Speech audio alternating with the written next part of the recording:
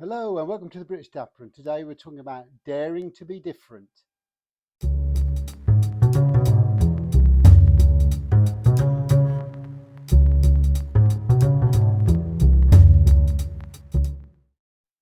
So a few days ago I put a video out and I got a response back from one of my subscribers, Tom, who's a well-known tailor, and he mentioned about how some of his clients find it very difficult to break into wearing a pocket square or even wearing a hat. And the advice that he gave them was to wear it around the house, and get comfortable with it. And before you know it, you're walking out without realizing it's still in, and you get used to it that way. And the same for a hat. I suppose you could wear it indoors, and before you know it, you're slipping outside and you feel much more comfortable wearing it. But that got me to think about other things that people do or feel uncomfortable about wearing now, where traditionally it would have been very much a matter of course in everyday life. And so this video is dedicated to a number of different types of things. For example, bow ties, cravats, hats, maybe plus fours and plus twos.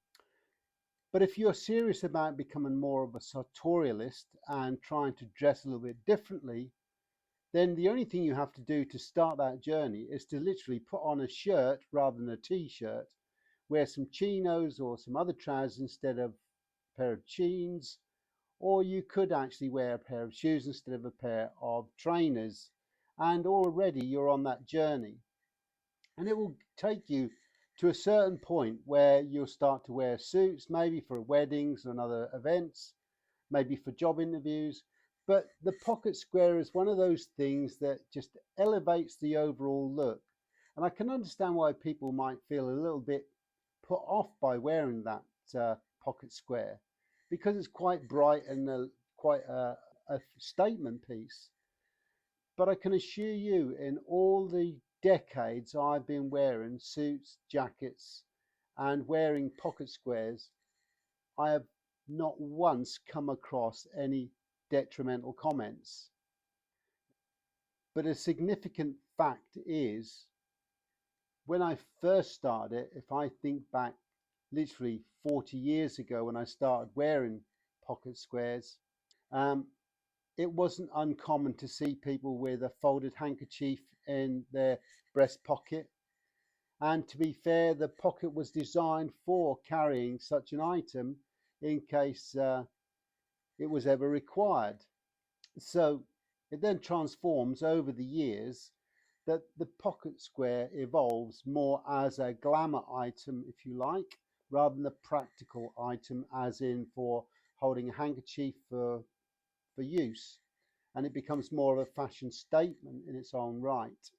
And, it is, in my opinion, a statement. And it's a statement to anybody that observes somebody wearing a pocket square. They're serious about the way they dress, and they want to add that pop of colour to bring the attention to this area here, which is the whole point of a pocket square in this day and age. So whilst it might seem a very simple thing to do, psychologically it can be quite a highly stressful situation to actually start wearing one if you're not used to doing that. So I think Tom is right. Putting it in a jacket and just while you're in the house, and psychologically it's there, you're used to it being there.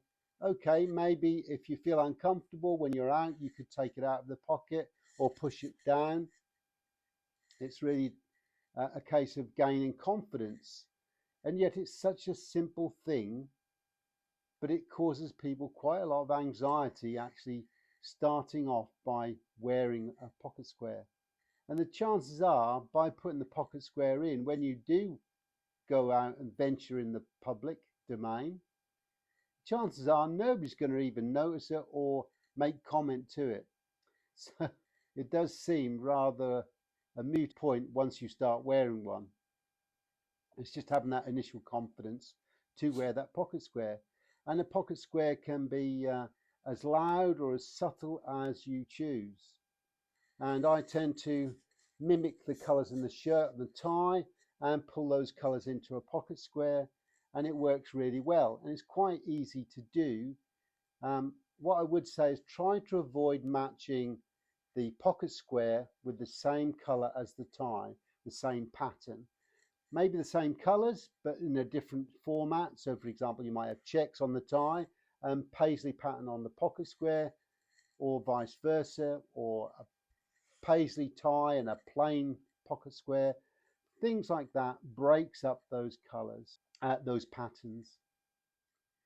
So something else that's fallen out of favour over the years is bow ties. Now, if you go back in time, bow ties were very, very common, and over the years that's dwindled away. There has been a renaissance on that in the last 10 years or so, and there was in the 80s a spate where bow ties became very popular again in general everyday wear instead of a standard tie. And even exotic materials like leather was used to create a bow tie in its ready to wear state. So it is quite common still to see bow ties being used, although it tends to be more sartorialists that wear them, and it goes well with the college scene or the university scene, and it goes with formal dress. For example, black tie, you're going to see a bow tie on all those types of events where black tie is considered a requirement. In everyday life, maybe it could go well with a tweed jacket and or a suit, depending on the environment you're in. And I've got to say, even though some people will say, oh, that's an old man's style, I would say if you get a young person wearing this, they really do stand out. And if they have the confidence to wear a bow tie, it really is a very cool look. Another item that springs to mind is cravats. Now, cravats, um, probably since the 70s, are no longer common to see. But when you do see one, they stand out. And they are a really good compromise for wearing a tie, whether it be a standard tie or a bow tie. And it does free up the neck area a little bit to get a little bit more breathability. And when we say cravat, it could also be considered to be a scarf as another way of adding a pop of colour here, uh, with a much more relaxed feel to it when you're wearing it. You could wear it quite easily with a jumper or a jacket, for example, separates. I wouldn't suggest wearing cravats with a suit. When it comes to actually introducing these items, then maybe, as Tom suggested, employ the principle of wearing them at home, getting comfortable with them before you venture out. It's a great way of playing with colour as well in the confidence and safety of your own home before venturing out. But I can assure you, when you do go out, chances are people might notice, but I can't imagine them giving you derogatory comments. I've never experienced it in my career wearing this type of clothing. And I think the only comments you're going to get is complimentary ones. I think it does bode with all of the items we've mentioned so far. It depends on the overall look that you're going for. If you're looking for quite a vintage look, then you are going to look dated. But if you're using the cravat, maybe with something that's a little bit more relaxed and more modern colors, you get a completely different vibe to something more formal. For example, grey flannels, a blazer, and a pair of black derby shoes. That's a little bit more of a formalized look and can then look a little bit dated. Something else to consider is really when it comes to hats. Now, hats were commonly worn for many years, and now the only people that wear hats are people that want to stand out a little bit. They want to be they're a little bit more gregarious, and they want to convey a certain image. So that takes a little bit of confidence if you've not used to wearing a hat to wearing one. And I agree with Tom, wearing a hat indoors, getting used to putting it on, taking it off, getting the angle right on the hat, um, and feeling comfortable with the fit of the hat is all part of giving you that self-confidence to then go outdoors wearing it. And admittedly, you are going to feel a little bit self-conscious when you first go out. That is because it's not the norm. But maybe start off with a lower, less formal hat when you go out. So, for example, when I go out, quite often I'll wear a flat cap or a newsboy cap, and sometimes I'll wear a trilby, and that leads to a fedora, maybe if the weather's right. And also there's straw hats as well, great for this time of the year in the summer months. And you can go for a very formal Panama hat, regimental Panama hat, or you could go for something a lot more relaxed like a straw trilby, or you can get a more relaxed casual straw hat before you start moving on to boater hats. Um, and you can even get straw bowler hats. So depends on your level of comfortability. Pork pie hats are a great one in straw if you want to wear a hat and be quite relaxed about it, casual. A lot of hipsters wear that type of hat for that particular look. But when it comes to felt hats, then maybe um, as we progress to more formalized hats, then if you've got that background of wearing other types of hats, the step towards that is not such a drastic one. So, for example, when we're going to wear that fedora, then you might feel a bit more comfortable wearing a Homburg hat or even a bowler hat in certain circumstances. And to be fair, if you really want to draw attention, if we want to up our sartorial game, then that's where we're looking at. Maybe introducing something like that in the way that we dress. So a bowler hat is very, very formal, and same with the Homburg, and they are great looks. When it comes to top hats, interestingly, a few weeks ago I saw a young lad in my local shopping precinct sitting there on a bench, and he was wearing top hat and tails whilst sitting there and making notes. And the young lad was getting compliments. I mean, the lad was probably about 14, 15 years of age. People were making comments, not only people older than him, but also people the same age as him were commenting on what a cool look. And and that's that age group. So maybe those people in the future will become the sartorialists of the future. When it comes to other things that might feel a bit awkward about wearing to change our overall image, I would say probably the next one would be jackets compared to casual sort of looks. And maybe with this, maybe along the lines of wearing them in a more relaxed state. So I find even in this day and age, whilst it's not very common, tweed jackets are great and they are so versatile. You can wear them with jeans, even a pair of trainers with those jeans, but wearing a tweed jacket and a dress shirt of some description, you're on that sartorial pathway to changing the way that you dress and upping your game.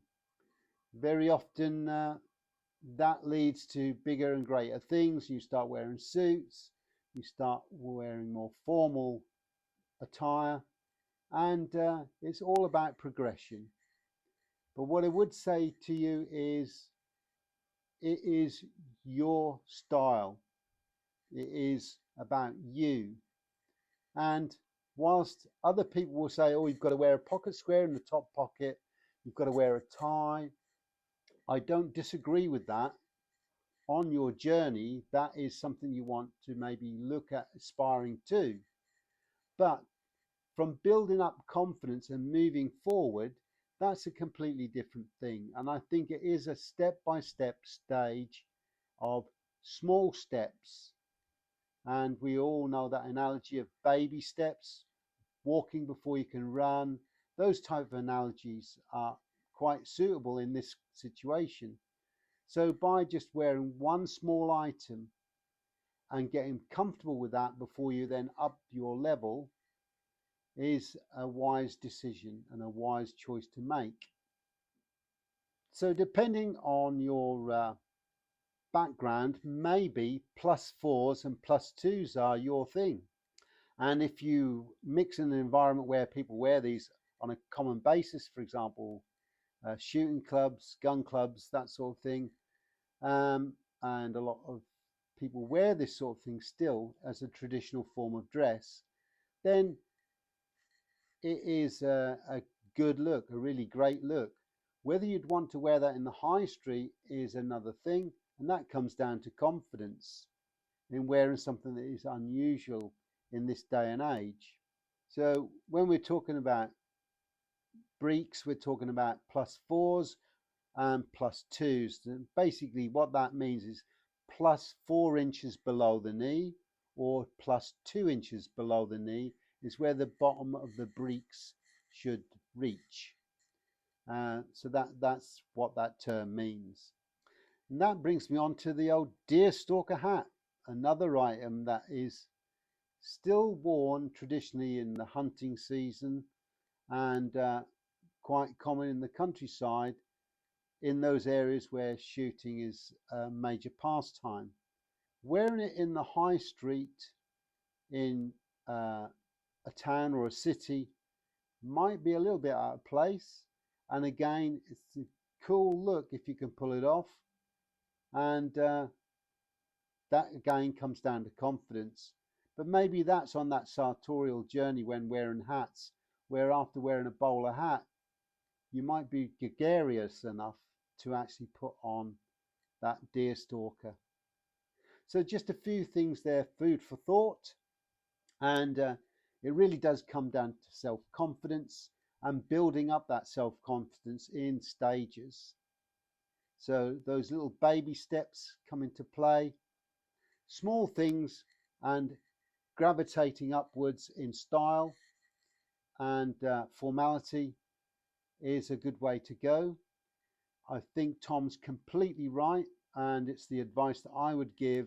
Start off by wearing these things in the home, and then feeling more comfortable wear them in your own home before venturing out, or maybe just when you do venture out, go to small select groups, family gatherings, something along those lines, just to build your confidence up. Confidence comes with exposure and regular wearing. So maybe something else to consider when it comes to pocket squares, for example, is to put a pocket square in every jacket you've got. That way, as soon as you put the jacket on, you've already got the pocket square there, and before you know it, you're walking out without even realizing. And then after a while, you realize you've still got the pocket square there, and nobody's made any comments at all. So that might be another way of getting that self-confidence and that exposure. So I hope you enjoyed the video. If you did, give us a thumbs up. If you'd like to subscribe, then please feel free to do so. We have a Buy Me a Coffee page, so if you'd like to make a contribution to the channel, then please feel free to do so. We also love constructive comments, so if you'd like to make some, jot them down below. We'll get back to you as soon as we can. And if you've got a question you'd like to pose to us or you'd like an answer to, then why not jot it down? We'll try and answer your question for you. We also like ideas for future videos, so if you want to make a contribution and make a suggestion about future content, then please again jot it in the notes below and we'll get back to you as soon as we can. The next video could be something that you've recommended or suggested. So until next time, take care.